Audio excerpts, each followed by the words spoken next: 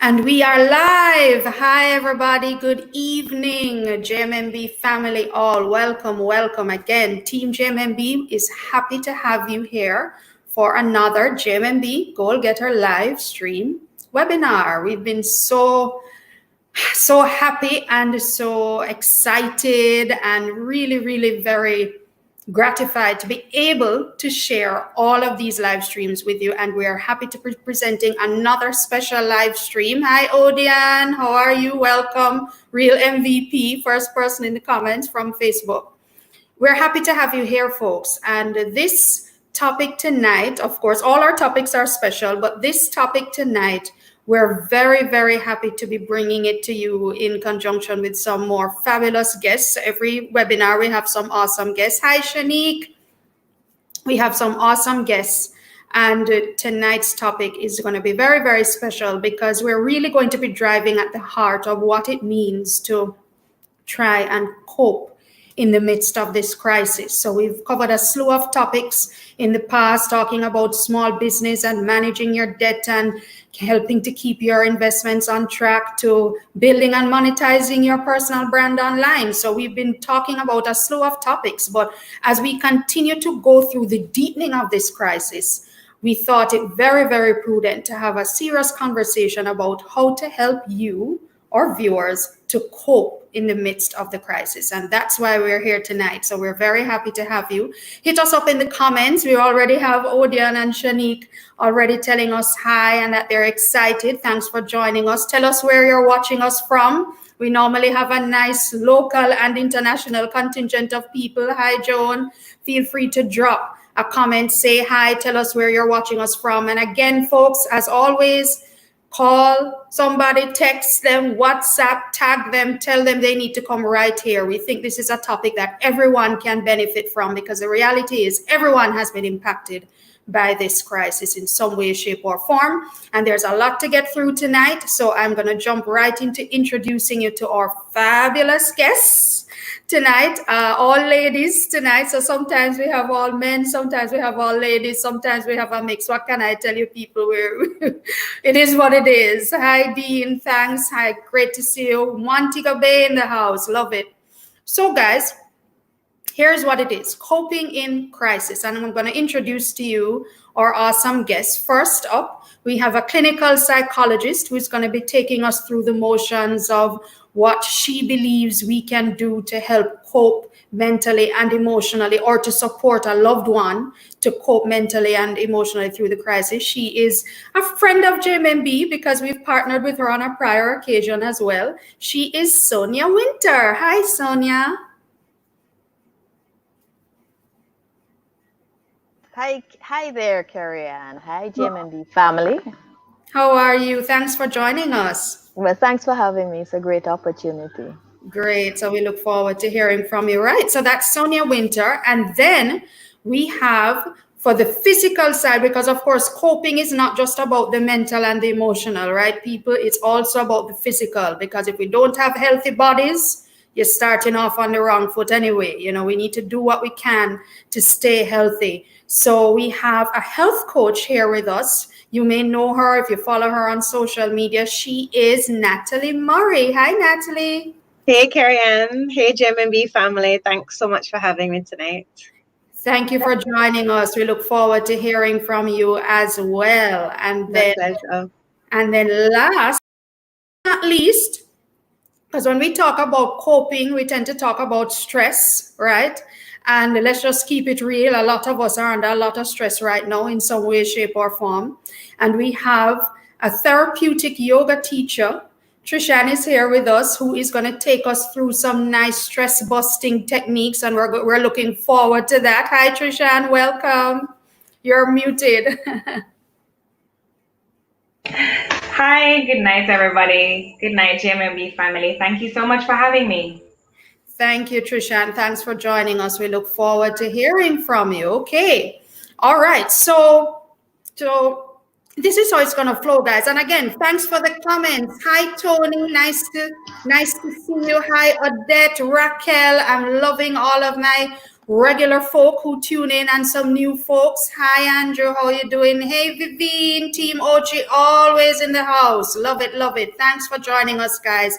It's going to be an awesome session. And again, there's still time to tell your family and friends to join us. So how we're going to do it, guys, we're going to split up. So I introduced each of our 3 guests. We're going to have conversations with each of them. And then we're just going to get right started with Sonia. So Sonia is going to be going through the motions with us, as I said earlier, about how to deal mentally and emotionally with this crisis. And Sonia, this is a huge deal, because what we've seen is an impact from this COVID-19 pandemic that has arrived on the shores of Jamaica for some time now. But I keep saying it almost every week, whereas we were anxious perhaps about the potential health impact of what COVID-19 would have had on Jamaica and Jamaicans and even the individual, him or herself. What we've seen is something I don't think any of us bargained for. The economic and financial impact in particular, lost jobs, closed businesses, reduction in sales, and even just the impact of schools being closed for a protracted period. Now for the rest of the school year, that's it, folks. You're going to be on your own with your children or the teachers trying to think. It's really, and then the quarantining and the lockdowns and the curfews, it's really thrown a lot of people for 6. And then in the midst of it, there is uncertainty, because we've seen conditions being implemented from before we even had 10 cases. Now we're almost at 500. So we don't even know when this thing is going to pass, That's right. That's right. Whole element of uncertainty. So my first question to you is, how do I know whether I'm coping in this crisis or not? I mean, are there some triggers or things I need to look out for either in myself or in my loved ones to know that, boy, I probably need to get a handle on this? Okay. Carrie-Ann, that introduction is quite comprehensive. And I think you've highlighted the fact that the coronavirus really brings 2 health-related problems into our midst. The first one is the illness caused by the virus. And we know the symptoms of that. But the second health-related problem is the anxiety and panic that this virus has triggered in the minds of everybody. The anxiety and the panic, which is the second health-related problems, less talked about, but guess what? It's even more widespread than the virus itself. And the truth is that that health problem is probably likely to persist much longer than even after the virus has gone. And the anxiety is creating for a lot of people panic. That's what I'm seeing. So we're seeing things such as actual panic attacks that people are having. So those are some of the most dramatic symptoms that you will see. And for those of us who aren't aware, the symptoms of a panic attack include physiological symptoms, shortness of breath, tightness in your chest, stomach aches, headaches, nausea, dizziness, tingling in the arms, feeling like you're choking. We've had instances of people just feeling like they're going to die right there immediately, and then, of course, even passing out in some cases. So those are the more florid, as we call it, symptoms that one can see. But then, because this is anxiety that's over a protracted period, okay, people can also develop more long-term physiological symptoms like ongoing headaches, irritable bowels, that sort of a thing. So when your body just starts acting up, then you know that you're really probably not coping very well. Apart from panic attacks, we're seeing signs of things like depression as well, feelings of hopelessness and emotional problems, a sense of intense worry and ruminations. And then that's affecting people's behavior. So when you see, your loved ones being perhaps a lot more irritable or aggressive than they usually are, acting terribly out of character, they may be withdrawn or staying away from the family more so than usual, constantly crying, having very inflated responses to what appears to you to be small triggers, so their response doesn't seem to match the situation that's going on. Things like nightmares as well for some people, and then of course the unhealthy efforts to cope, such as drinking or smoking or abusing substances, things like that. All of those are red flags to look out for, that this whole pandemic is having an emotional impact on somebody that you care about, and they're not handling it very well at all. Thank you. So, I mean, there clearly, as you say, a myriad of responses, from probably the most overt and obvious to the not so obvious. So, given that context, what general tips or advice would you give to someone to cope with the overall uncertainty that's in the air around this crisis and the impact that it's having? Now, human beings are sophisticated animals, eh? So whenever there is uncertainty and risk, we do have very powerful emotions that tell us that. And but the thing is that, so anxiety is certainly an appropriate emotional response, but it can become very paralyzing because we feel so out of control. And a lot is being said about contemplating coping in three important categories. And that's in terms of thinking of coping, in terms of how you think, in terms of your emotions, and in terms of what you do. So let's start with thinking, for example. It's very important to be clear about, or to be aware of how you're thinking about this virus, if you are to avoid some of the common errors and pitfalls that can induce even more anxiety and more hysteria.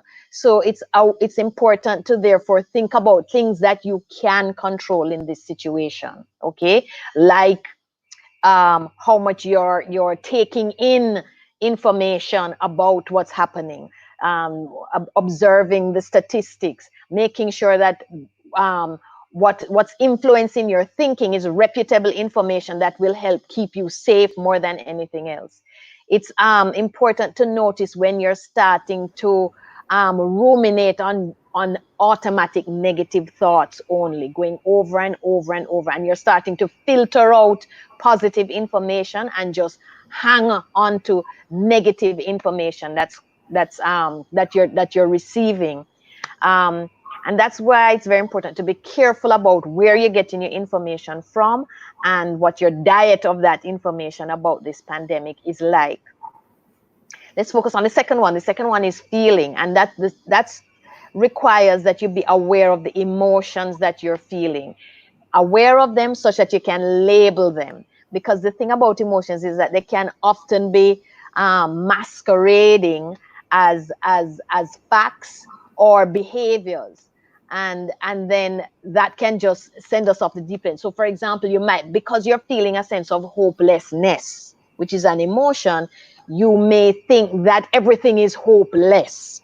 And those are two very different things. So to the extent that you're able to acknowledge what you're feeling, probably by talking to somebody about what you're feeling and listening to them as well, is one of the most powerful ways to be aware of what you're emotionally feeling, so that you're able to separate it from the information of the facts of what's happening around you. And then finally, the doing. So we've talked about the thinking and the feeling already, but the doing is very important. And there's a lot more publicity, thank goodness, about what we can actively do now. What behaviors should we be doing? And, that includes things like making sure that you're exercising, that you're eating right, that you're trying to get your routine of sleep.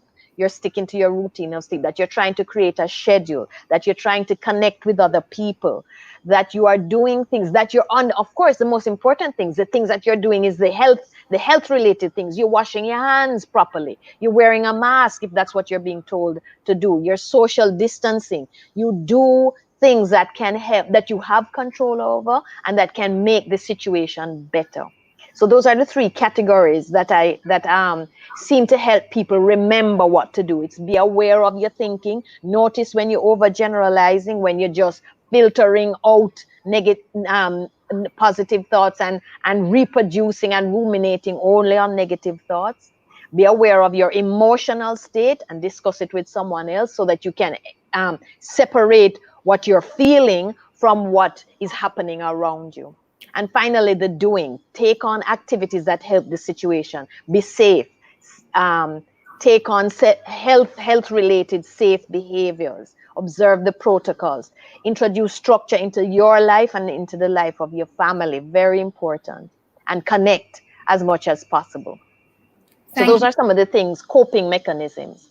Thank you so much, Sonia. And as you're talking, we think of the children, and children, we say, are very resilient.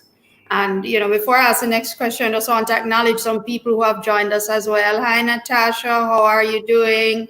Boy, hair, nails, and face tonight. Welcome back. Hi, Adasa. Hi, Jermaine. Good to see you guys. And guys, in the comments, we'd love to hear how you're coping. I think this is also an opportunity to have an awesome forum where we're sharing ideas of things that are working for each of us as we try to cope in the middle of the crisis. But back to the next question, Sonia, because we do have a few more to go through, is the whole matter of children. So, of course, children, I have two, a 7-year-old and a 9-year-old, and there is that impact on children that sometimes we neglect to pick up on. What tips do you have for parents in terms of helping them to pick up if there's an issue, and what tools can they use to support them? Okay. Carrie, you are right that children are pretty resilient, and most of them are managing well. Reports show, with the support of their family members and their parents and so on.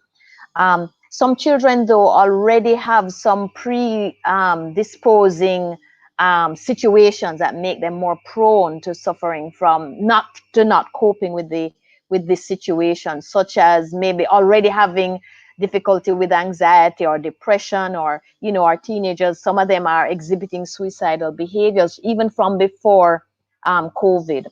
There are a number of children who would have had prior traumatic experiences or abuse or even family instability. Then, of course, there are those children who have actually lost loved ones. All of these are things that are going to predispose them to being overwhelmed, feeling overwhelmed by the anxiety.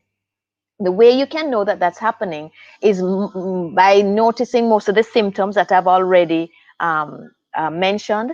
But in addition, children, when not dealing with anxiety well, can tend to regress. So if your child is at a certain age and they suddenly start bedwetting or sucking their thumb, or are unusually clingy, maybe having difficulty with their sleeping, loss of appetite, afraid of the dark, but regressive behavior, withdrawing. But for elementary and high school adolescents and so on, then you might see aggressiveness with a lot more withdrawing. There are nightmares that are coming up as well. Physical symptoms as well. People are somaticizing their emotional content. So having a lot of headaches, again, and dizziness, that sort of a thing. So it's very much similar symptoms as you might see in an adult, with the addition that they tend to regress in some way, shape, or form. And that tells you that they need additional support. Thank you. And what are some of the resources available, I guess, as a parent to just kind of help them cope? If you could give us a quick idea. Again, a thing that I think has become very clear. One thing is to be very sensitive about how you yourself as a parent or guardian is handling or responding to this pandemic. So you might be talking to your partner or talking to other adults. Be aware of how you're complaining or processing information in front of the children, because they're going to model us. They're going to model what they see, and they're going to take their cues from us. So it's very important to be aware of how you yourself are responding when in their presence, number one. Again, if you can help them with structure, for some children, depending on their ages, it's a little harder for them to stick to a rigid structure, especially when they're at home and there are a lot of other distractions at home. But to the extent you can introduce structure into their lives, a regular bedtime, a regular work time, a regular work area is fantastic. Also, a wonderful thing is helping them to think about other people as well. So to the extent you can get kids to talk to kids about maybe how grandma is feeling, what she'd love to hear from you, call her and get them to extend themselves and show compassion and gratitude for other people. That's great. There are a number of websites as well that have activities for kids, coloring books, animated storybooks. The World Health Organization, the American Psychological Association, there's a lot of material out there that can help children process this information and what's happening around them, that parents and guardians can access. To the extent you can do fun things as well, try to see if you can focus on the positives, like, this gives us a time to hang together as a family. Let's do something fun together. I've been hearing moms talking about spa days for the daughters, or um, you know, or for the sons as well. Let me say, but trying to do fun things incorporated into your schedule with the kids also can be very soothing and therapeutic for them. Thank you so much, Sonia. I appreciate those nuggets because, as you said, children are resilient, but we do have to still be sensitive to the cues of what possibly could be there, and managing the conversation around them too. I thought too was a very valuable point, because sometimes they will suck up, they're like sponges, as you know. They will suck That's up right. stuff. Like I heard my 7-year-old talking about, if mommy dies from corona or grandma dies, because they hear the thing that older people, especially if you have underlying conditions, are at higher risk of dying. And I'm like, she just gets that. And I'm like, wow. Right. So And Carrie, I'm so glad you mentioned that, because a very important thing to do as well is not shut them down. Help them to recognize what they're feeling, whatever they say. Help them to explore what it is they're thinking about, what made them think that way. How is it affecting you? Do you feel frightened? What do you think you're going through? But helping them to have an awareness of what they're going through, very, very, very important right now. And helping them to come to terms with emotions and helping them to understand emotions are good things. Confront them, look at them. They help us navigate the world. thank you so And, much. and as I said, don't shut them down. A lot of times, and shutting them down can be subtle or overt, and it's a knee-jerk thing, like, Carrie, your daughter brings up death, and because so many parents want to protect you, say, no, don't be silly, don't even forget about that, don't think about that. No, that's a signal to them. I really have something to worry about here. So as much as you can explore these things with your children, that can be very powerful. Absolutely, thank you. Now, just a slight shift. Now, what one of the outcomes of this COVID-19 crisis and what it has done is that, of course, in a bid to contain the spread of the virus, the government has implemented a lot of conditions to restrict movement and to encourage social distancing. And a lot of it has to do with curfewing and quarantining and locking down and what have you, all the different adjectives, which has reinforced a lot of us to live in virtual isolation. And let's be clear, isolation doesn't have to apply to anybody who's single and living alone, perhaps. It could be in isolation, quite frankly, with your family members. You're locked up with your family. It could be locked up with a spouse, locked up with a parent. You're talking about a real shift in your lifestyle. I know for me, it's been very difficult, because for me, it's really about a loss of freedom. I can't move around and go where I normally would like to go. It's a birthday and you normally go to dinner at some restaurant. Forget that. So how do you recommend how people manage this change in their lifestyle and what this whole contained living has brought about? You know what, Carrie Ann, you have highlighted the fact that human beings have what we call core yearnings, a set of core yearnings, of which having some control over our life, our environment, our actions is a powerful core yearning that human beings have. And when that's taken away, that leads us to a huge sense of distress. So there's that, number one. There's also that human beings, as you said, are social animals, so I mean, the most profound or the most intense hermit or introverted person does not thrive well with extended periods of being isolated and on their own. So those two realities clashing at the same time really puts us under a lot of emotional tension. And what's important again is to recognize that in our effort to focus on the things we can't control, we often lose sight and lose control and miss paying attention to the things we can control. And those things include what we actually do while indoors. We can control the probability to some extent that we're going to catch the virus. We can be safe at home. We can teach our children about washing hands, about social distancing. Those sort of things help. And focusing on the fact that I have some control and this is what I can control. And if I control this, it will make a difference. Again, in terms of being afraid, isolated, the funny thing is the pandemic has somehow forced us to be physically isolated, but it's given us the opportunity to connect virtually. At first I thought that I would be very inaccessible to my clients because they wouldn't be able to come and see me. But now it turns out that I'm considerably more accessible, as the internet and all these different platforms gives us the opportunity to connect one-on-one and in groups.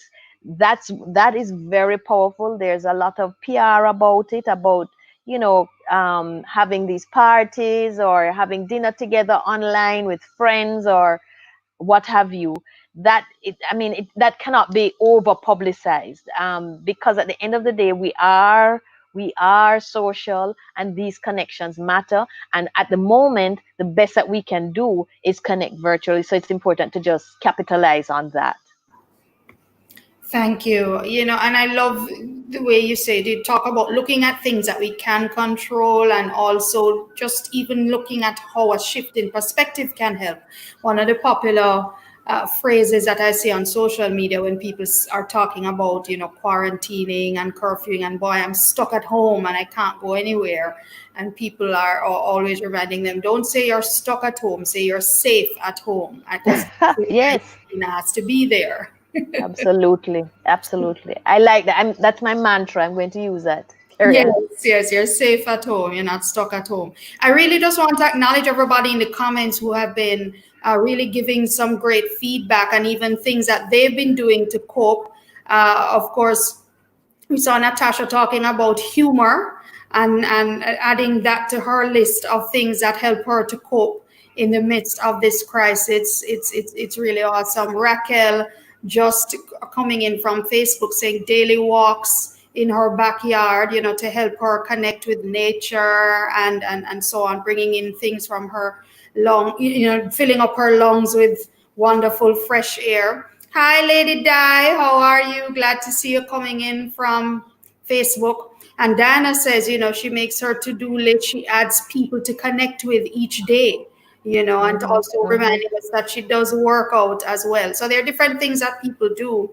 No, I just wanted to make one final shift. This is kind of like the second to last question for Sonia before we switch over to Natalie. Is one of the things that I think is a major underpinning in how people are responding to and reacting to this crisis is really ultimately a fear of death. In a lot of respects, not only necessarily your own death, but the death perhaps of a loved one.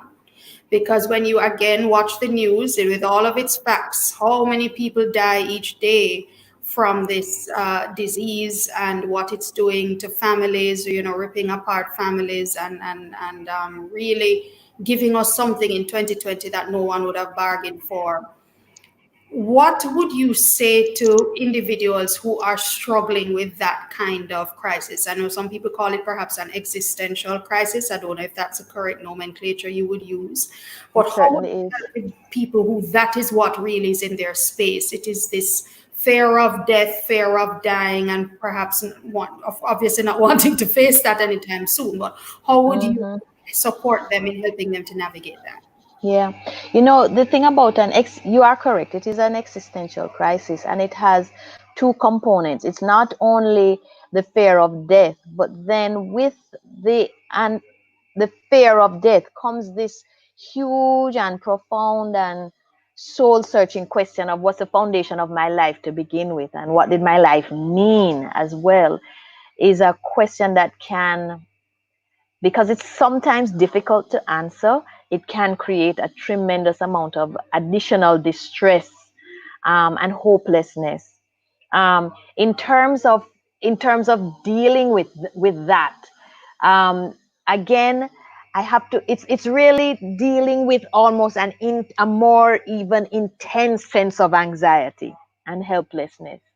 And so I have to bring us back again to being aware of your thoughts, being aware that of where your thoughts are directed, trying to acknowledge that, okay, I'm only looking at one side of the coin here. My life is more at risk today than it might have been in December 2019. What power do I have? What can I control? I know what I'm thinking about. What can I do about it? Questioning my thoughts to say, okay, what's a possible solution to help make myself safer? Again, Carrie Ann, it comes down to focusing on what you can control. And then in terms of finding meaning, this is where things like practicing gratitude, which is a very popular thing with the advent of gratitude journals and so on, becomes something that is very therapeutic. And how does one do that? It's about examine the different components of your life, the different people in your life, the different features that add to the quality of your life right now, such as vocations, family, friends, positive qualities, careers, connections in networks that you have, things that are wonderful in your life right now, and thinking about, boy, I'm fortunate to have these things in my life. And sometimes even listing them. That's why a gratitude journal is so powerful. It kind of forces your thinking in a different direction to embrace more of what's happening in your reality around you. Extending yourself to others as well is a way of exercising now compassion. And what you're doing is actually trying to introduce into your emotional landscape emotions that can now buoy you up and introduce optimism. And that includes gratitude, that includes a sense of compassion as well. Compassion not only for yourself, but for loved ones. So to the extent that you can, in your schedule, check in on somebody, extend yourself, do something for somebody as much as social distancing will allow. That connection helps to remind you that you do have meaning in your life. It's finding things meaningful, hobbies to do online, things that are curious, things to the extent you can maybe do at a course or something, or read upon something that creates a curiosity. You're introducing, again, as I said, into your landscape emotions that can help buoy you up at a time when a huge and overwhelming emotion that can make you feel like you're going to become undone is anxiety and panic. And managing your thinking, being able to introduce other emotions is a wonderful way to cope with some questions that we can't always answer. Thank you for that, Sonia. And I do appreciate the need to have that shift in perspective and things like having the gratitude journal, connecting with other people, exploring hobbies, reading new books. Everybody is on the web these days because we don't have much else to do. But YouTube is an awesome repository of videos like TED Talks and these kinds of things that introduce you to new ways of thinking or just new conversations, just something different, that to explore that you perhaps wouldn't have had the opportunity to explore before because time was always a factor. Exactly. So I think those are some really valuable gems. I mean, just as a final question, Sonia, before we wrap this segment and move over to Natalie, can you say where can we find resources for support? So I'm here. I'm again. It's a lot of curfewing going on, a lot of not restricted movement, and I may be struggling, or I may have a family member who's struggling, a child, what have you. What are some of the resources available, or where are they available that persons can reach out and get the help and support they need? In terms of professional help, there is always, first of all, so sometimes your child, your loved one will be struggling and you don't have the answers. You're not quite sure what to do, and you think that maybe bouncing it off a professional or getting your loved one to speak to a professional might help. There's always a Jamaica Psychological Association. If you go to their website, there's a long list of not only clinicians who are available, but there are resources there that can help families, suggest to families ways of coping and so on. There's always, as you know, JMMB has a wonderful relationship with Family Life Ministries. They are still seeing clients virtually as well. So you can always call Family Life Ministries for help. And then again, as I said, in terms of resources, there are a lot of, believe it or not, there are even apps now that are helpful, the things that can help people, like you can't exercise, there's an app, there are apps, there are YouTube things that can help you with your exercise, with your mindfulness, with devotions, that sort of a thing. All of these things are therapeutic things that you can access online because they might have been cut out of your regular life before Corona. But those are some of the things that hop to mind right now. But also, if it ever comes to your needing a professional to support you in any way, I want to direct you again to Family Life Ministries or to the Jamaica Psychological Association, to their website. There you will find an abundance of clinicians available to help you. I should say also that the Jamaica Psychological Association is doing free virtual group sessions for certain groups of people. If you go to their website, you'll be able to group therapy sessions. You'll be able to participate and see what's available, and get support through that avenue as well. Thank you so much, Sonia. That's really great information. So Family Life Ministries, and yes, I'm glad you underscored the point that there are things that can be done virtually, and getting help, fortunately, right now is one of them. So don't feel the need. You're going to have to find a way to get to somewhere. There are virtual meeting and support opportunities available, and you would have underscored Family Life Ministries and the Jamaica Psychological Association offering free group therapy sessions. So that's very valuable to know. And thanks again, guys, in the comments. Please continue to share. Candice, thank you so much for joining us from Facebook. She has a little nugget here for us. Exercising compassion has given me a sense of control and meaning. And, that's, I think, really powerful as well, because, again, this crisis and the resulting impact of pulling away and social distancing, sometimes we forget to think of the impact that it's having on others or what others are going through. And compassion really helps to, if nothing else, certainly contextualizes what you are experiencing. Absolutely. So keeps us connected as well. That's correct. Thank you so much, Sonia. We really appreciate your nuggets. Of course, we know you're not going to go away because we have to wrap at the end. But thank you so much for your very, very insightful nuggets. And I'm sure they've been very useful to some persons here who have been watching and needed all of this great information. Thank you. Well, Carrie, thank you. All righty, no problem. Okay, great. So we've just come out of an awesome conversation with Sonia where we were looking more so on the emotional and mental side of how to cope in the crisis. And I hope that you're able to get some great nuggets and we see some great comments coming in. And now we're going to switch to the physical side because, of course, as we mentioned at the top, keeping yourself well is a very important part of coping in this crisis also. So it's not just about the mental and emotional, it's also about the physical. It's almost, you could say, almost like the foundation for a lot of things that have to do with how you are trying to cope. And of course, with what's happening again with curfews and restricted movement and so on, a lot of that has impacted how we live our lives physically. And so we're going to be happy to now switch over the conversation to our very own health coach, our resident health coach for tonight. It's Natalie. Hey, Nats. Hello. Hi, Carrie-Ann. Hi, everybody. Thanks for joining us. So Natalie is a health coach and she's going to be taking us through the motion. So the first question is, Natalie, so I think one of the business ideas that everybody has taken away from this crisis when it's all over is that everybody needs to go open a supermarket because the supermarkets are cleaning up, right?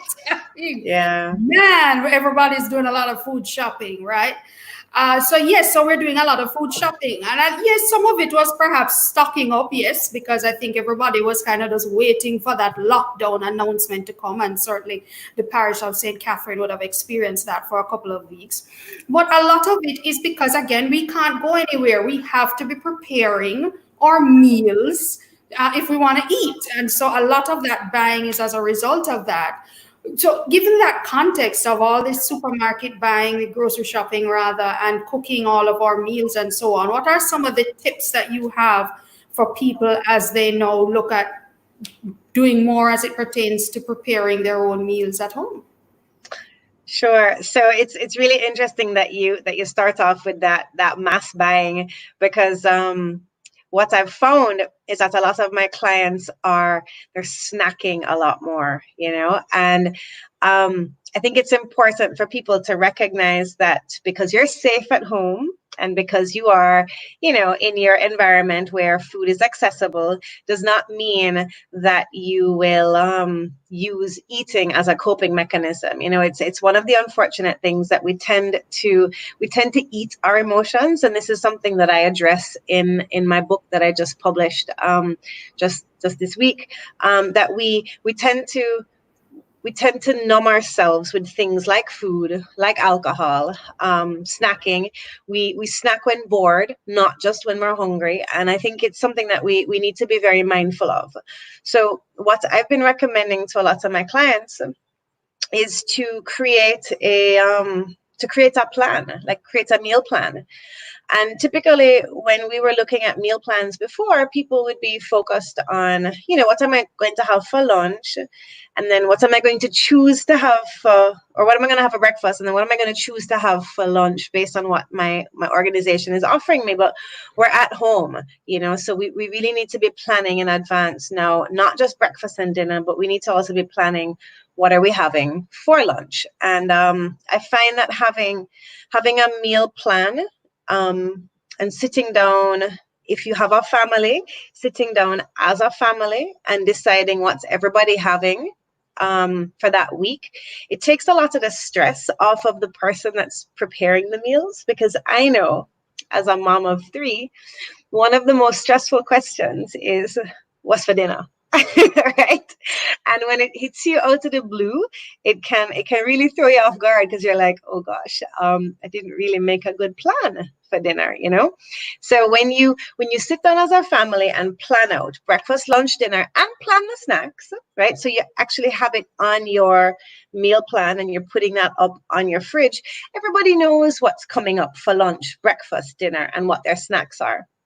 So that takes the stress off of the person who's preparing the meals, and it also helps you plan.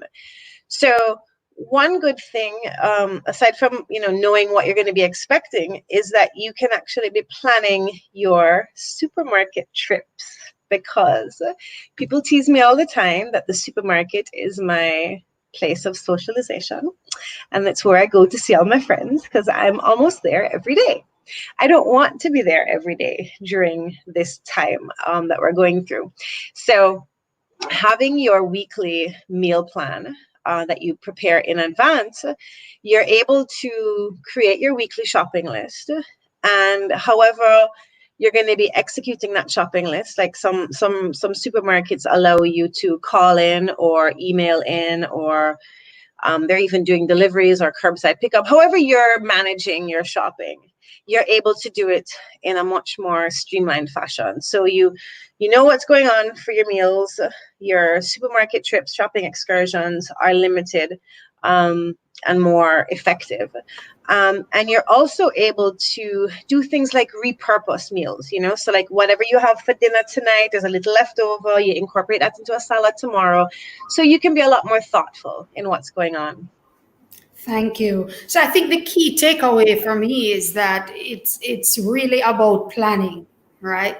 You can't just allow yourself to just kind of go with the flow and impulse buying and impulse cooking. It's really about planning things out and knowing what you can what you can do, what you should be doing, and how that can be integrated in what your current lifestyle reality is, bearing in mind if you have any family needs that you need to fulfill as well in terms of children, etc.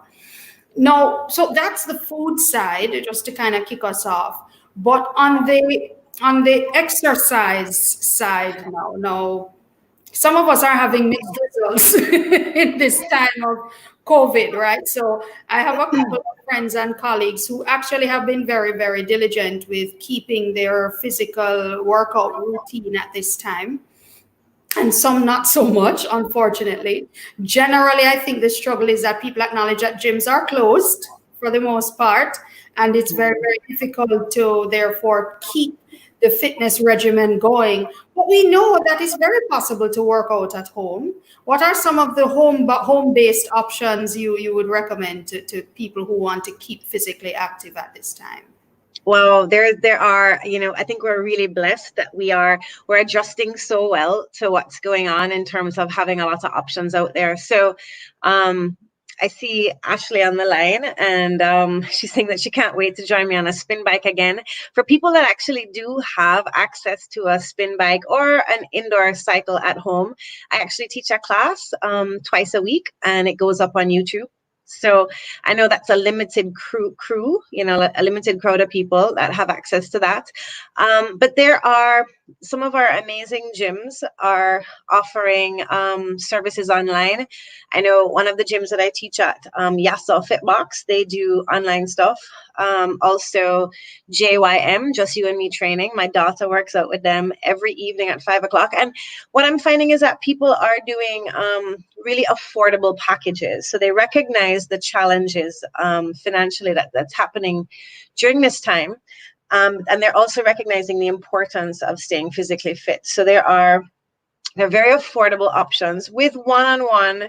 So you're getting that, that eye contact with your trainer kind of thing, which is important. I actually love the freedom and flexibility of just going onto YouTube and like searching for various classes. So if I feel like, boy, today I want to work my core, I'll do like 10-minute abs, do a search and come up with some stuff. And what's exciting is that you can every day be changing up your routine. You can be working out with a different trainer. So YouTube has a lot of free resources that I absolutely love.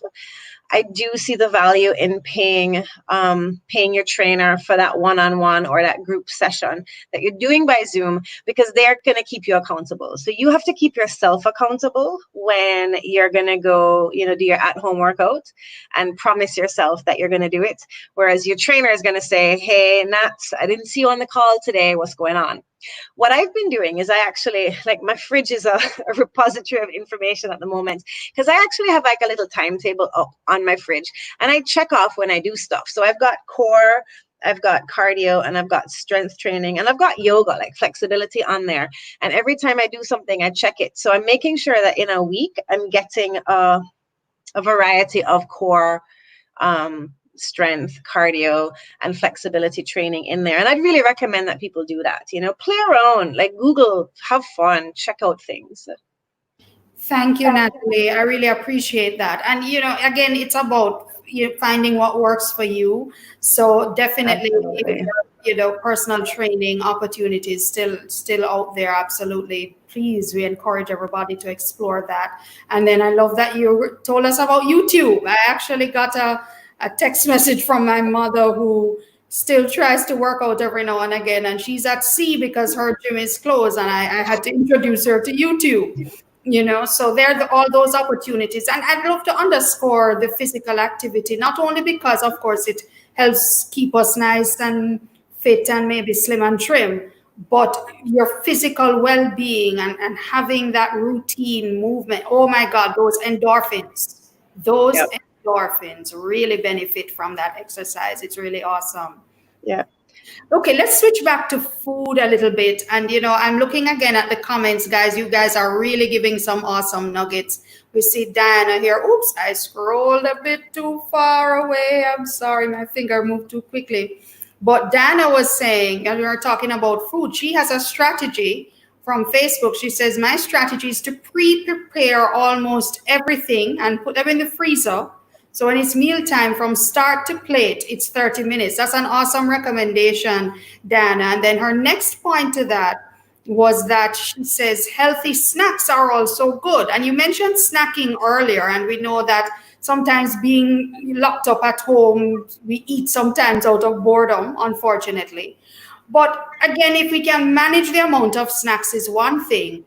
But just generally, the types of foods that we should be eating right now, and again, we're in the middle of a pandemic and the possible health crisis that's on our doorstep that we're trying to avoid. I'm sure that you would advocate that there are certain types of foods that are not only energy giving, but also what do you call it now? Build your immunity. Yeah, let's just call it that. They really help to boost your immunity, which, hey, that's an awesome thing to do right now. Yeah. What are some of the foods that you encourage people to eat more of at a time like this? That's a really good question, because what we feed our body is so important. We are like the ultimate machine, like the ultimate expression of life, like our bodies, and our bodies are with us from birth to death. And yet we've gotten to this place of, I'll just eat whatever, whenever, and it doesn't really matter what I'm going to eat as long as my belly is full. And that's such a bad plan, or that lack of plan is such a bad strategy. Right about now, we need to be eating to boost our immunity and to reduce inflammation. And we also need to be eating in a way that protects our gut health and encourages our gut health. So if I can address those three things. When we think of immunity, people tend to think of, oh, I don't want to get sick, let me take vitamin C. And maybe some people also go, let me take zinc. So let me focus on foods that are high in vitamin C and zinc. But that's one vitamin and one mineral. And what really goes towards an immune system working efficiently and optimally is that all systems of the body are working together. So as an integrative health coach, what I tend to look at is the whole body. So Sonia has addressed our mental state, and our mental state impacts our physical state, because our mental state impacts our emotions impact our hormones impact our gut health, and our gut health impacts our ability to absorb nutrients. So everything is tied together in a really impressive circle of our existence. So what we want to be focusing on eating is predominantly like a whole foods diet. So eating stuff that you get at the market. A tip and a trick is, when you do go to a supermarket, eat from the outside. So on the outside tends to be like the fruits and vegetables and things like that, as opposed to the packaged foods that you tend to find on the inside of the supermarket. So by outside, I mean the perimeter of the supermarket. So you want to be eating whole foods, whole grains, minimally processed. You want to be avoiding foods that have a lot of sugar. Someone mentioned that they're eating, snacks. Good snacks are prunes. Prunes are awesome for maintaining regularity. I'm a real advocate for fresh fruit over dried fruit whenever you can get fresh fruit, because just by drying out the fruit, you're upping the sugar content by at least tenfold. So we want to be going for fresh fruits and vegetables, aiming for like 5 cups of vegetables a day. And some of you may hear that and go, dear Lord have mercy, how am I supposed to eat 5 cups of vegetables? But if you get like a cup in your smoothie in the morning and you have like a small salad as a snack, or some, like carrot sticks or something as a snack, and then you have like a nice big salad with your nuts and your protein source for lunch, and then you're having like steamed vegetables with whatever else you're having for dinner, you can get in that 5 cups of vegetables. And that's so important, because your vegetables have like the variety of nutrients that you need, not just your vitamins, but also your minerals. When you're eating a diet that's high in plant-based products, that are high in vegetables, you're also working towards reducing the inflammation in your body. And when you get sick, one of the things that we need to be mindful of is, what's the underlying inflammation that's already pre-existing in your body? Are you aches and pains? Are you getting stiff joints in the morning? Because if you have a high level of inflammation just normally in your body, when you do get sick, that's going to be even more exacerbated. So we want to be eating foods that minimize our inflammation. So bringing in the herbs like the turmeric, bringing in the garlic, bringing in the onions, the ginger. These things are really important. Elderberry, is a great herb at boosting immune and reducing inflammation. Then we want to be looking at gut health. So are you pooping every day? I mean, I talk about poop with my clients so much. I hope that's not a taboo subject for this conversation, but it's so important that you're going to the bathroom daily. How do you do this? You maintain your regularity by having lots of fiber in your diet, maintaining a good level of hydration. So drinking like half your body weight in ounces of water a day, super important. And then eating foods that are rich in probiotics. So if you're not allergic to dairy or intolerant to dairy, including the natural yogurt, or taking a good probiotic every day, super important. Getting lots of fiber, black beans, chia seeds, hemp seeds, bringing the fiber in to maintain that gut health and that regularity is super important. I see Natasha saying that she cooks popcorn on the stove. Popcorn is an awesome snack. You want to make sure that if you are popping corn, that you are trying as much as possible to get a variety that's like organic or non-GMO, because that's just better for us. The genetically modified food is more difficult for our body to digest, and corn on a whole is difficult to digest. So wherever possible, we want to get the non-GMO. Okay, great, man. I'm telling you, I mean, all of those, the gut health one was what got me. And poop is not a bad word on this webinar, because I mean, we tend to forget. And again, if you're at home, not a lot of movement going on, it may actually cause the bowels to slow a little bit sometimes. And we need to remember we need to keep that system moving. And some awesome nuggets there. Just switching gears a little, I mean, still with food, and again, guys, we acknowledge all the great content, all the great comments. Sorry, this is great content, and we acknowledge the great comments that are coming in. And also Andre from Facebook telling us, because we're talking about sources of workouts that you can do at home, and Andre telling us that Nike Running Club and Nike Training Club are good apps, because we also remember that in the world of apps, there's an app for that, there's an app for everything, and it's great. I actually also have a personal favorite in Beachbody.com as an app that I actually personally use with scores and scores of different kinds of workouts. As you say, Natalie, you may get up today, you may feel to do some cardio today, strength, yoga, what have you. There are really lots of options out there. Great. Now let's just go still with food, back to the children. Any particular recommendations of what we should be preparing for our kids to ensure that they remain healthy throughout all of what we're going through at this point?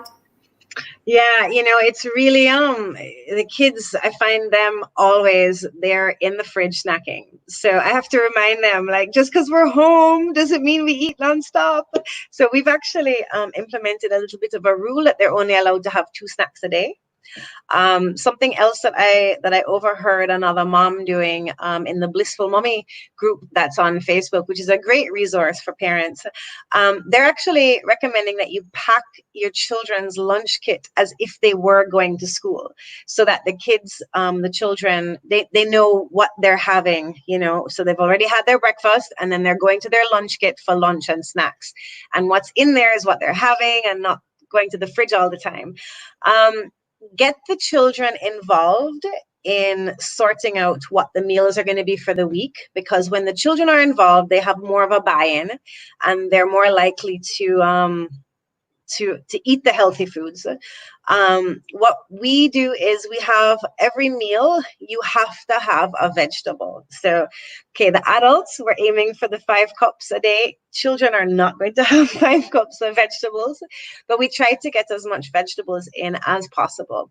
So with every meal, even if it is a leaf of lettuce, we're trying to get some vegetables in with every meal, minimizing their crispy, crunchy, pre-snack things that are come in bags, like the Cheetos, the Doritos, and all these foods that have like the chemicals and stuff in there, because those salty chemicals that are loaded with food colorants and dyes and sugars and artificial this and that, it's throwing off the children's ability to concentrate.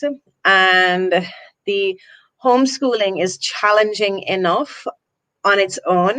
We really want to be feeding our children a diet that is going to enhance their capacity to learn. So making sure that you've got the healthy snacks in the house. Bananas are great, apples are great, yogurt is great, even cheese and crackers, peanut butter if they don't have peanut allergies, almond butter, things like that. Making sure that you've got stuff in the house that is healthy for the children, and that they're eating balanced meals, that they're not just grazing all day and snacking all day. It's so easy because everybody's home to just kind of roll out of bed, you're in your pajamas, and then you roll onto your Zoom classroom. No, you need to have a breakfast. You need to have a lunch, you need to have a dinner, and the meals need to occur at your dining room, because studies show that when you eat and walk around the house or eat in front of the TV or you're on your couch, you're going to eat. It's called mindful eating. So you want to be aware, and when you're sitting down to your meal, you want to be having your meal, and that's the main focus, that's the main activity that you're doing. So when you're eating because you're like hiding yourself from the Zoom call, you have your picture up and you're just eating in the background, or you're eating and watching TV or whatnot, you're not actually enjoying your meal, and you're not registering the fact that you are full when you're full, and you're not actually digesting properly. So you want to be having your meals at the dining room table, things like that. Other tips for children is cutting off, like making sure that they're not snacking up until bedtime, so that they are getting a proper bedtime. And that they're, we sit down as a family and say our grace before the meal, because that helps to calm you down and bring it together as a family. And then you're having your dinner, and then, you're moving on to your evening activities. Really important for the children to maintain routine. Really important for the adults to maintain routine as well.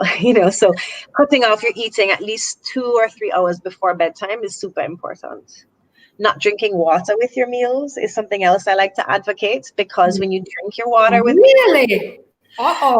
yeah, when you drink water with meals, you're diluting your digestive enzymes, and therefore you're not truly unlocking all of the amazingness that's coming in your meal, right? You're not able to access all those nutrients. Really? Yes, if you find yourself really full or burpy after a meal, try cutting out the liquids with the meal and see what happens. Wow, that's a great tip. I did not know that. Awesome. And then you said we shouldn't be eating within 2 to 3 hours of going to bed? Yeah, it's good to cut off. Yeah, it interferes with you don't need to fuel up if you're going to go lie down, right? Yeah. point. Thank you. Okay, so final question for Natalie before we move on. Natalie, so just going again, because talk about scheduling and it's good to stick with a schedule and a routine, etc. Back to the point about working out and exercising. Is there a best time of day that one should be exercising? I mean, how do we just go about integrating that into our daily routine? That's a great question. So that's sort of like the question about what's the best type of exercise to do. So the best type and the best time are the types and times that you're actually going to stick to. So if you know yourself and you know you are a wake up and go person, then morning is a great time for you to work out. And truthfully, if you're going to choose and if you're okay with working out whenever, morning is the best time to work out.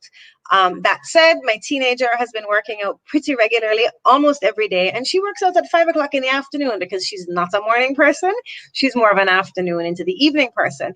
That works for her. So the short answer is the best time is the time that you're actually going to do it and do it regularly. So trying to incorporate exercise into your routine, knowing what it is that you have to do. Because, I think a lot of us we're safe at home, we're working from home, we're trying to get everything done that we need to do.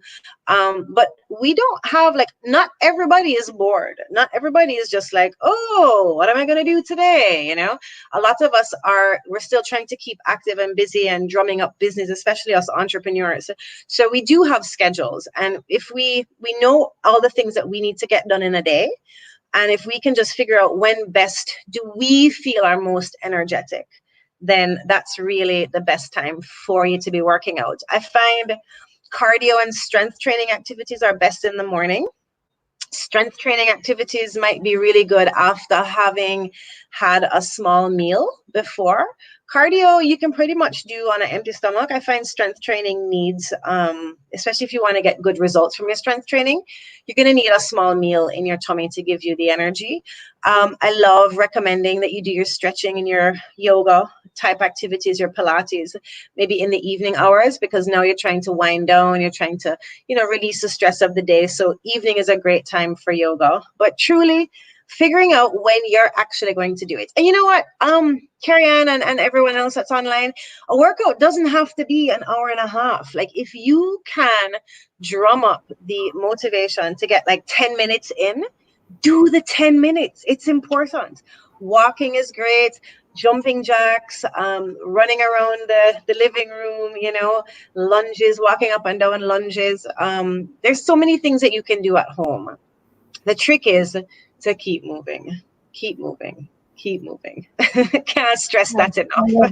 Keep moving, because it's so tempting to stop moving when you're not to move. Yeah, exactly. Yeah. So it's great advice. And again, I love that last point. It doesn't have to be an hour and a half. I know I personally do 20 minutes most days. And I find a 20-minute workout that works for me. And as a busy mom, juggling work, that's 20 minutes, If you can do the hour and a half, absolutely do it for me. But don't feel no way if you can't find an hour. I can't find an hour to work out. There are always ways that you can, get that workout in, if it's just 20 minutes, 30 minutes, what have you. Absolutely. Natalie, these were some very insightful tips. As we're talking about kids, I see Natasha again sharing her story from Facebook that her children, they're older, obviously, they're 19 and 18. Natasha says that they're cooking delicious meals, which of course gives them life skills. So they've been looking up recipes, they get the ingredients and have gotten really creative. And of course, it saves time for her and hubby to cook. But I think it's a great point, because even my 9-year-old has actually gotten more involved in the meal preparation as well, because we do have that time. There's no rush in the mornings to get out the door necessarily. You can kind of take your time and involve them in the breakfast preparation and so on.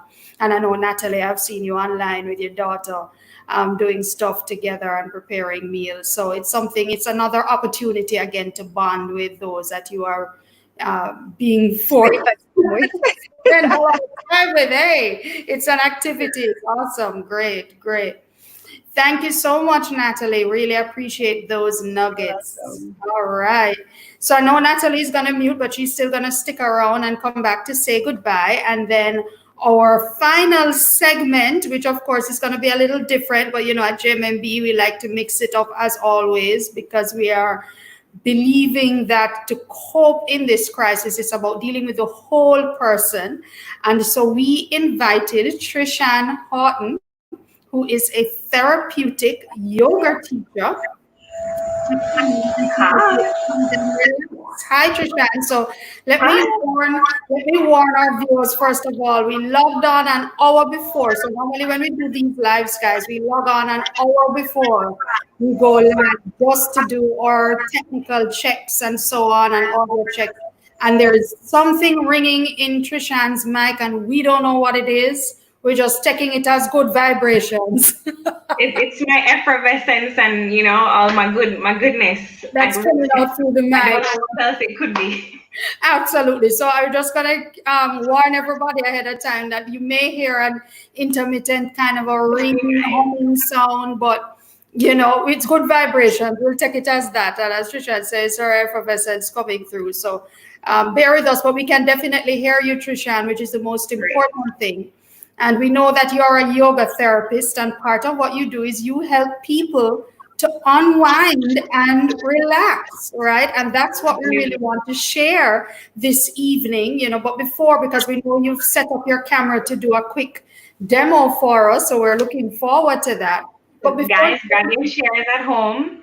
Absolutely. So guys, get yourself ready. She's going to be sharing some great techniques. But before we do that, Trishan, again, you're a therapeutic yoga teacher. For those of us who are not very familiar with yoga, could you tell us what the benefits of yoga are? Absolutely. So, you definitely don't have enough time for me to tell you all of them. But in terms of, right now and our current environment, one of the biggest benefits would be that it is accessible for all. And what do I mean by that? So your kids can do yoga. If you have one foot, you can do yoga. And especially for those persons who had some conditions prior to COVID, so persons who were in cancer treatment, they were seeing their clinicians for anxiety or depression, seeing your medical doctor for hypertension, for heart stuff. These persons who right now might not be able to have the same level of access, then your therapeutic yoga is a great complement to, if you are seeing them online, it doesn't quite feel the same probably. And so it's a great complement to manage your possible symptoms for many of these pre-existing things. As I said before, in terms of the kids, and Sonia really spoke to how the anxiety might be presenting itself right now in our kids. They're completely out of their routine, and a lot of them are very sensitive right now to the energy that they're picking up from us, and to the fact that they're not seeing their friends anymore. They're just home. And if they do have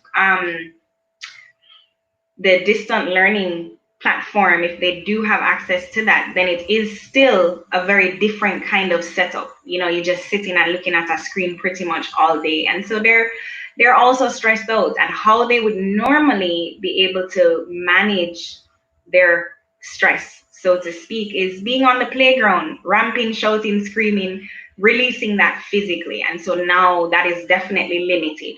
And so yoga is a great benefit here. And guess what?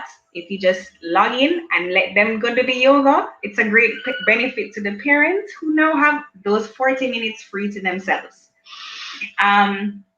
So the other benefit is that right now, many people are stuck in the couch, stuck at the desk, typing or on the phone, the neck is craning or staring at the computer. And so we're developing some patterns in our body right now, if we're not careful, of our posture, or, we slouching forward, the neck is, we're constantly looking down at the phone instead of looking straight ahead. So we begin to see those things take effect, especially for those persons who were already working in an office setting. And as a society, you know, on a whole, we definitely sit too much anyway. So now it's exacerbated. Even me as a yoga teacher, I am now doing live classes, trying to figure out things. I'm on my computer, my devices way more. So now we have some patterns being, you know, some places that kind of feel a little hitch up when you wake up in the morning, because you kind of lying in the couch a little more, you might have some aches and pains in the back. So one benefit right now is that it helps us to kind of reverse some of what we might be having to do during the day, how we might be positioning our body, keeping the joints and the muscles nice and supple, keeping our posture or chest or breath big and beautiful. And then the third thing I would say is that it's helping us to manage our emotions, because right now, as we've spoken about before, there's a lot going on.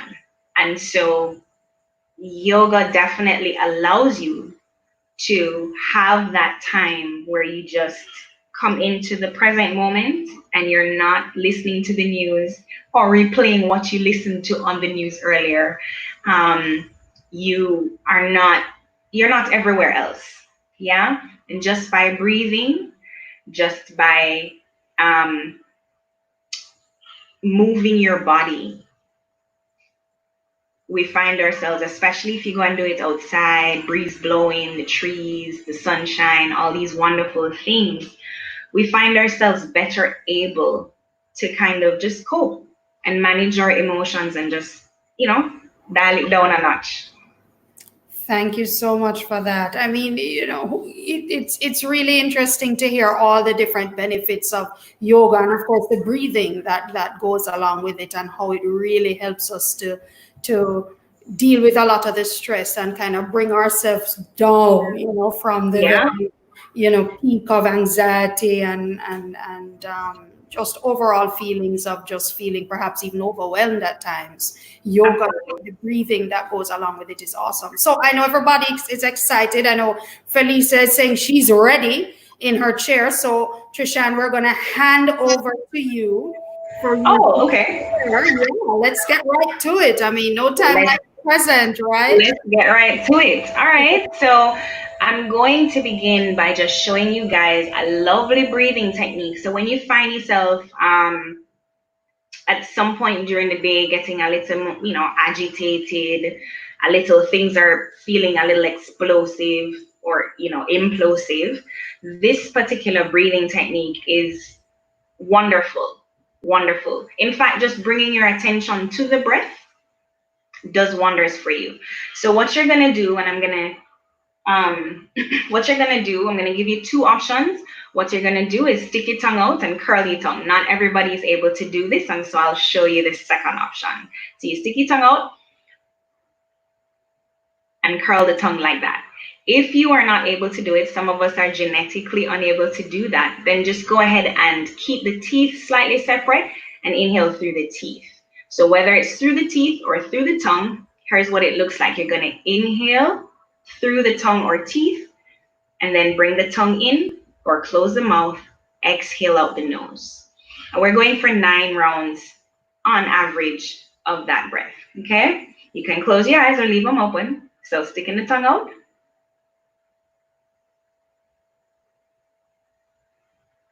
Exhaling out the nose.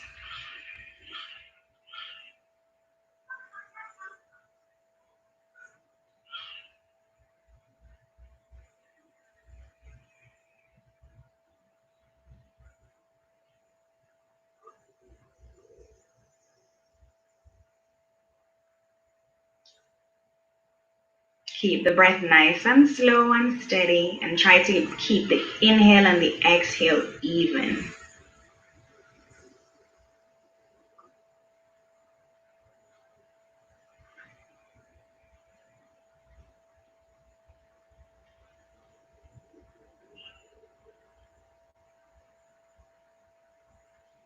Two more to go.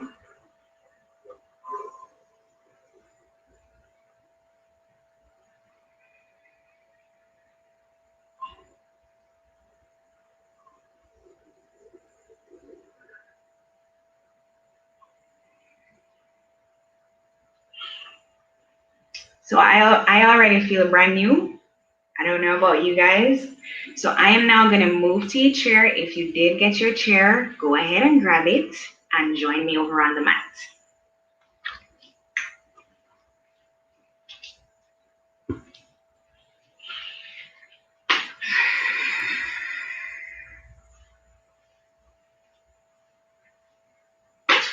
All right, so you're just gonna move towards the edge of your chair, and bring your ankles right under the knees, Now there are some places in the body that we commonly tend to hold stress. Of course, each person is different, but I'm just gonna give you a quick, easy in the chair experience that will at least knock on the door of those places that we most commonly hold, or stress and tension.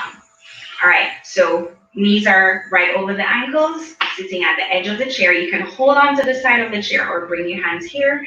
And we're going to inhale to lift the heart, lift the chest, and look up.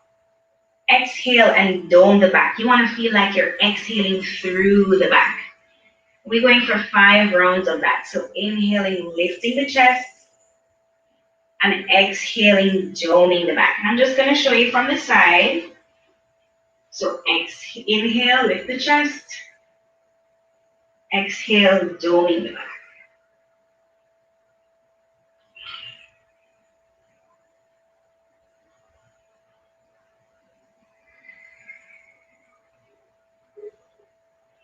One more. Inhaling, lifting the chest. Exhaling, doming the back. And then we come back to center. So we go ahead and reach the arms all the way up. We want to get into the shoulders. So the shoulders and the neck is definitely one of those places. And I found, especially in women, I can't quite tell you why, but from my experience, especially in women, the neck and shoulders tend to get stiff.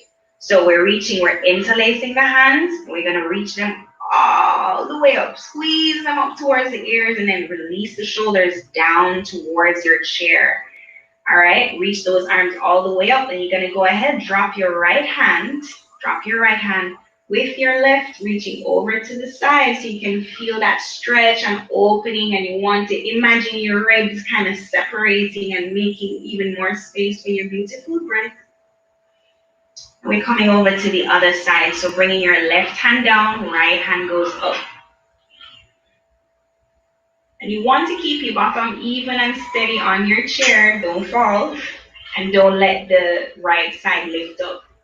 So reaching over, keeping that breath steady. And coming back to center. And there's a move that I like to call screwing the light bulb. So you want to make your hands like that as if you're literally going to screw in a light bulb. Extend the arms, keep them straight, and relax the shoulders. And we're going to screw the light bulb by rotating the arms. So the movement doesn't just come from the wrist, it's all the way up to the shoulders. Okay, so we screw in the light bulb, keeping the arms straight, screw in the light bulb, coming all the way up, And we're going all the way back down. Take your time, there's no rush. Rotating the arms fully in each direction.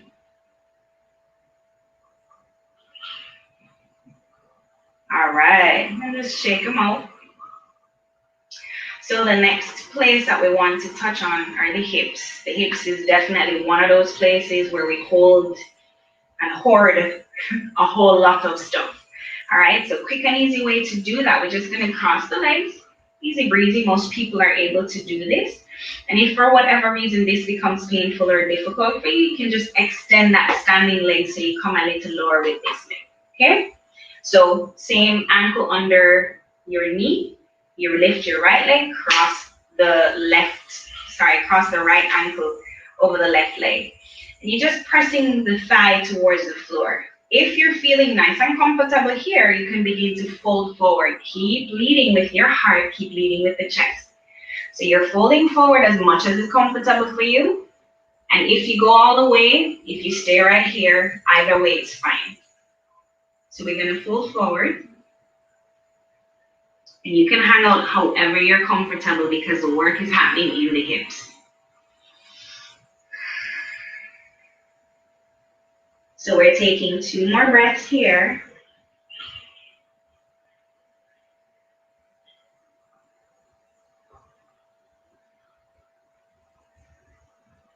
We're coming back up.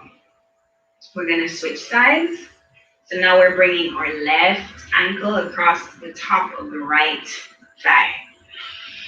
Gently press the thigh towards the floor. And then moving forward, leading with the heart, leading with the chest. And you're going to come as far as you want to go.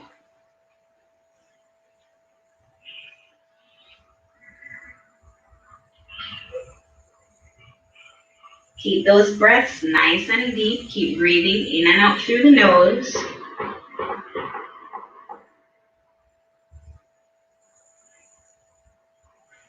Two more breaths.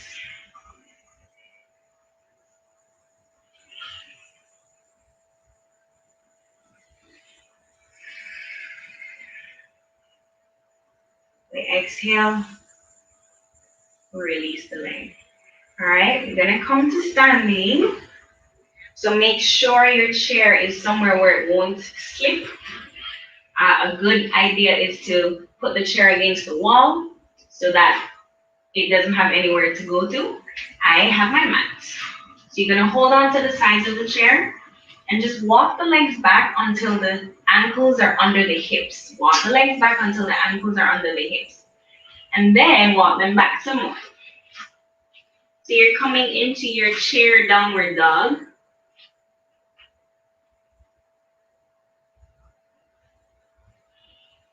And this is a great stretch for the hamstrings, which is another place that does tend to tighten up, especially with all the sitting. So we're pulling the shoulders back away from the chair and stiffen the legs, engage the legs. Good, now we're gonna pull the belly in and bring your right foot forward. Put that right foot under the seat of the chair. And your left foot, that left heel, the back heel, stays down. So if you do need to bring your foot a little bit in, depending on how tight the back of the legs are, go ahead and do that. You can bring the leg in a little bit, but make sure that back heel is pressing. So we're looking straight ahead, always leading with the heart. And we're gonna fold forward, bringing our forearms down to the chair. For those of you who have more room, more flexibility, you can bring your hands down to the feet of the chair. I'm gonna hang out here today. So this is where we are. Keep the shoulders pulling back, and you're gonna take 4 big breaths here. Keep engaging that front thigh especially.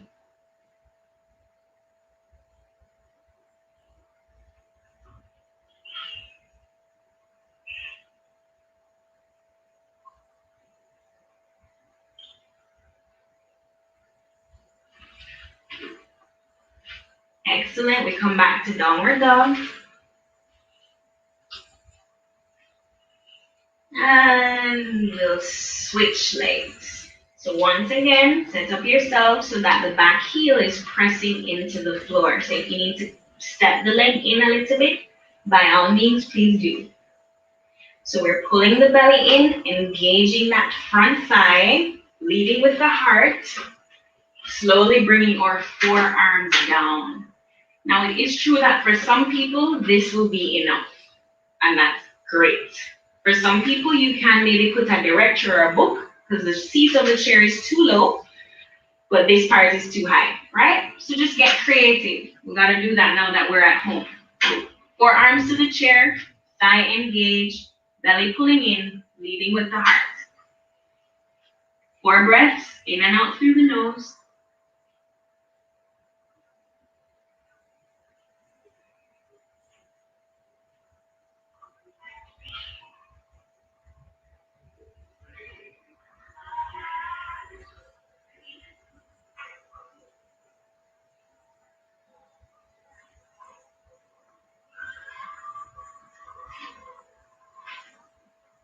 Back to our downward dog.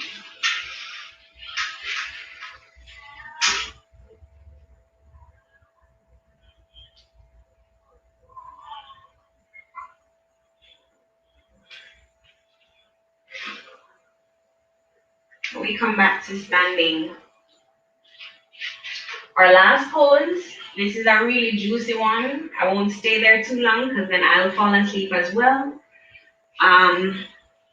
You're gonna sit by your chair, swing the legs up onto your chair.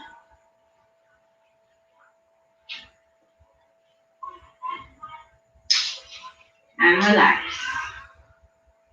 Whew. And guys, you can stay here for as long as you want when you're doing this on your own. And if you forget everything else and only remember this is such a great pose for stress and tension because it releases the psoas, which is a muscle that tightens whenever we're under stress and anxiety. It's great for your back. It's great if you're having headaches. This pose is like, it's great for everything. And if you're in it right now, you know what I'm talking about. So we just take a few deep breaths here, or you can even come back to the breath that we began with.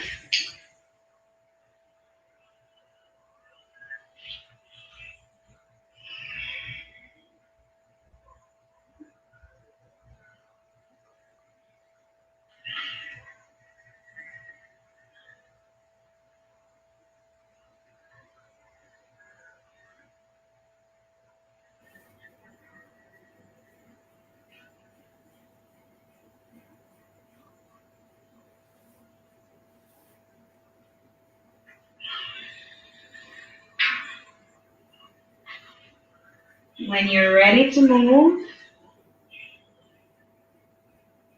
go ahead, bring the feet to the edge of the chair. You can just roll over onto your side and gently, gingerly push yourself to sitting up.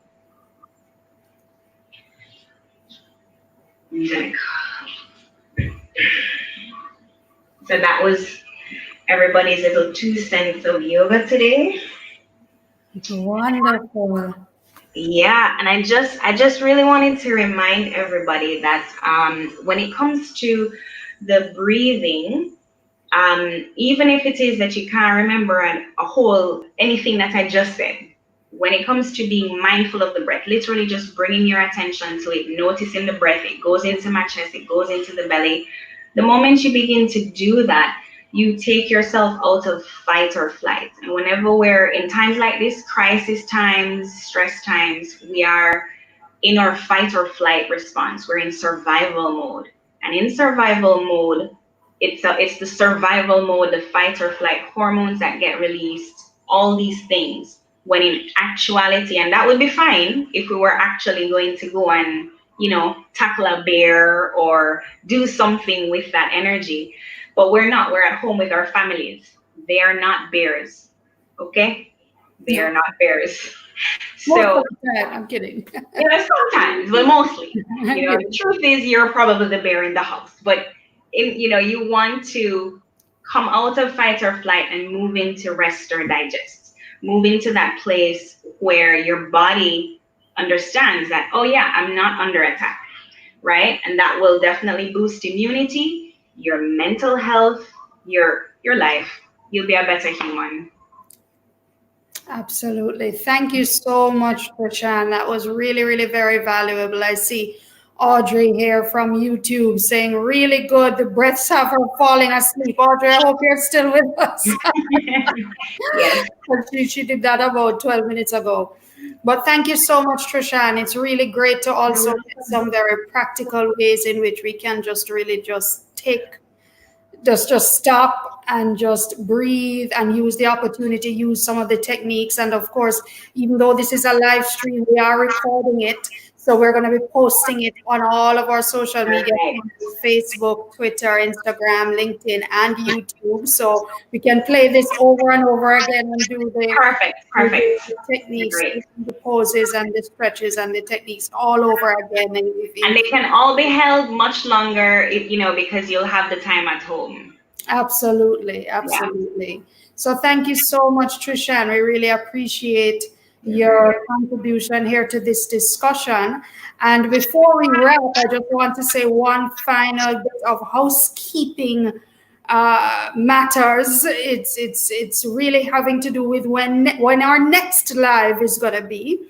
So today's Tuesday, the 5th of May, and we're going to have our next live on a very unique day of the week. It's actually going to be this Saturday, the 9th of May. And I'm going to probably kind of quickly tell you why. So, of course, again, we're exploring the topics that we believe you would like to hear to help you navigate through the COVID-19 crisis. And again, one of the big topics, and we kind of alluded to it in this session about coping, one of the big topics is relationships. So whether you're living alone, whether you're living with extended family members, living with a spouse, living with children, whatever the case may be, this is an opportunity, we believe, to build relationships. I know that we've been seeing a lot of headlines coming out of other countries. China, who is perhaps the first to come out of lockdown because they were in the crisis sooner than we were. You see headlines talking about divorce rates have spiked coming out of lockdown because married couples who are literally locked together for protracted periods of time really probably realize that, you know, this is just not it.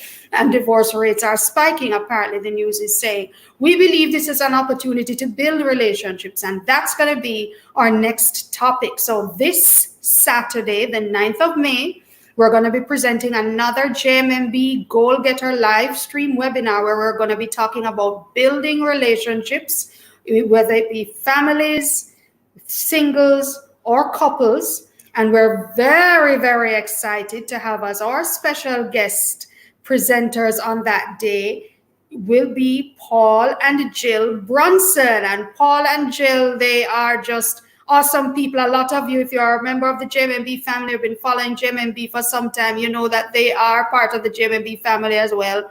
Paul would have come to Jamaica last year for Elevate 2019. He was one of our guest speakers there, our keynote speaker. And he and his wife will be joining us on the Goal Getter live stream this Saturday. It's going to be at 12:30 p.m. Jamaica time. And again, all of this is done for a reason, folks, because Paul and Jill, they're actually in London, England. So we really couldn't do an 8:30 p.m. Goal Getter live, as nice as that would have been, because, hey, it would be like 3 o'clock in the morning over there. So we're not going to do an 8:30 p.m. And also, we thought it prudent to have it on a Saturday because, let's face it, during the week, it's work from home, it's working, it's homeschooling. You know, we said, let's have it on a day when we figured most folks would be able to just focus without the hustle and bustle of what happens on a regular working day if we had to have it in the day. So this Saturday, the 9th of May, live streaming on JMMB's platforms, Facebook, Twitter, and YouTube. We're going to be talking about building your relationships during COVID-19, families, singles, and couples with our special guests, Paul and Jill Brunson. So please mark your calendars, follow us on social media for all the latest updates, and we look forward to seeing you then. So, of course, we're going to wrap this session. This was a really, really diverse and interesting discussion. We'd love to see all of our guests come back up on screen. We have Sonia Winter, our clinical psychologist. Sonia, who took us through how to cope emotionally and mentally. We had Natalie Murray, our health coach, taking us through our physical side, diet and exercise.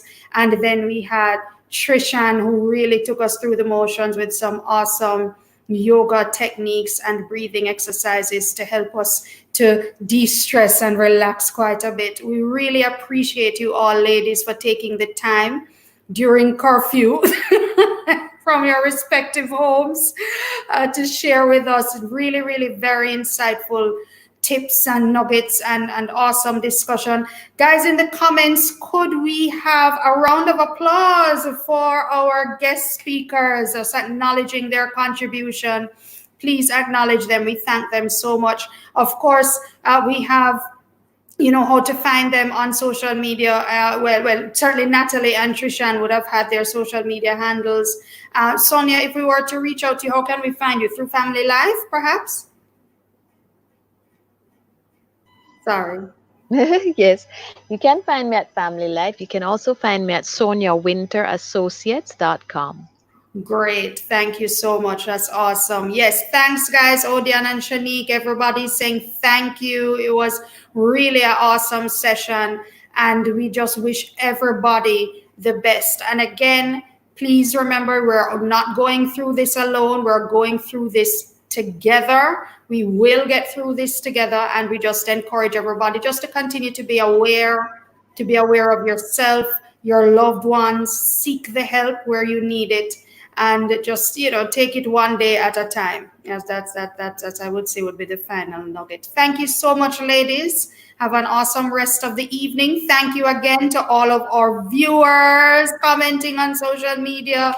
Absolutely great information. We see the applause coming in. Thanks again, everybody, and please continue to stay safe, and we'll see you back here Saturday on the 9th, 12:30 p.m. Good night, everybody. Take care.